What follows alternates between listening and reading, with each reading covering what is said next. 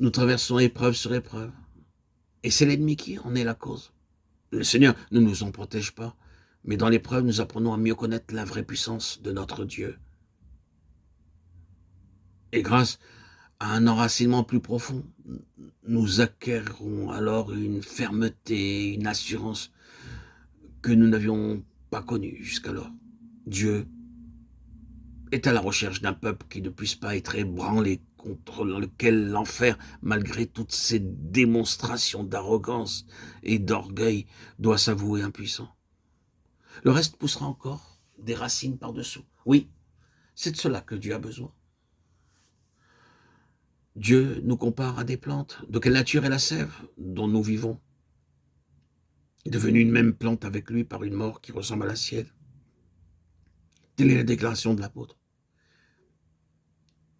Car si nous sommes devenus une même plante avec lui par une mort qui ressemble à la sienne, nous le serons aussi par une résurrection semblable. Si souvent, c'est l'ennemi qui est l'occasion de notre identification plus complète avec Christ dans sa mort, ses assauts, ses provocations, ses accusations, tout. Ce n'est pas Dieu qui est la source du mal, mais il le permet. Comment donc le Seigneur a-t-il pu permettre cela dans ma vie? Tel est bien souvent le cri de nos cœurs. Pourquoi cette chose-là, cette parenthèse si douloureuse, si sombre? Pourquoi le Seigneur l'a-t-il permise? Il aurait pu l'empêcher. Pourquoi?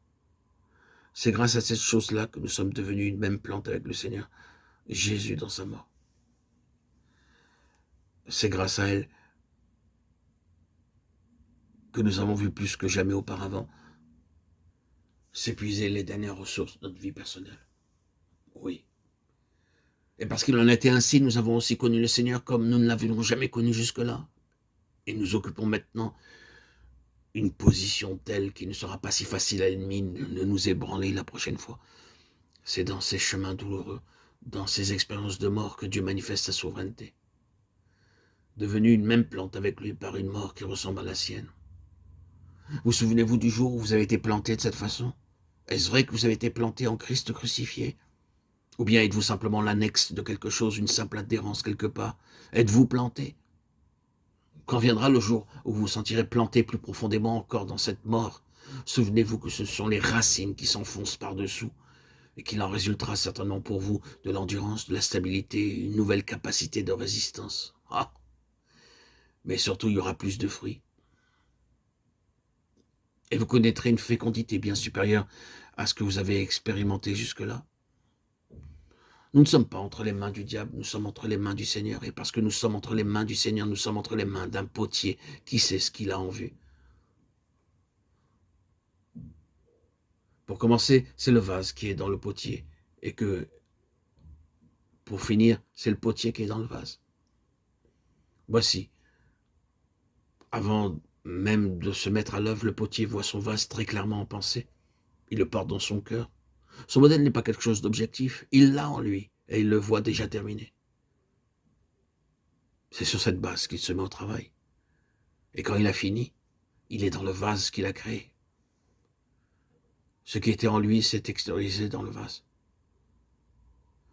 Ne disons-nous pas du travail de celui-ci ou de celui-là, je n'ai pas de peine à voir qu'il l'a fait, cela lui ressemble, c'est tout à fait lui.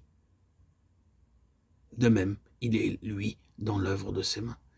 Il est dans le vase qu'il façonne. Et c'est justement cette œuvre-là qu'il est en train d'accomplir au sein de son peuple. Quelquefois, il faut que cette argile soit brisée, malaxée, à nouveau ramenée à une masse informe. Elle ne fait pas apparaître tout ce qu'il avait voulu qu'elle manifestât. Elle présente des défauts, des fissures, il la brise alors et la réduit à rien. Mais c'est pour recommencer, c'est pour parvenir à un degré supérieur de perfection, c'est pour avoir un vase dans lequel il se retrouve lui-même,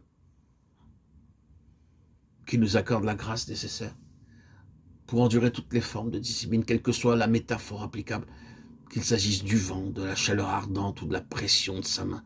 Les unes comme les autres sont destinées à faire de nous des hommes qui ne puissent pas être ébranlés, devant lesquels l'enfer soit impuissant, des preuves vivantes du triomphe de sa puissance sur toute la puissance de l'ennemi.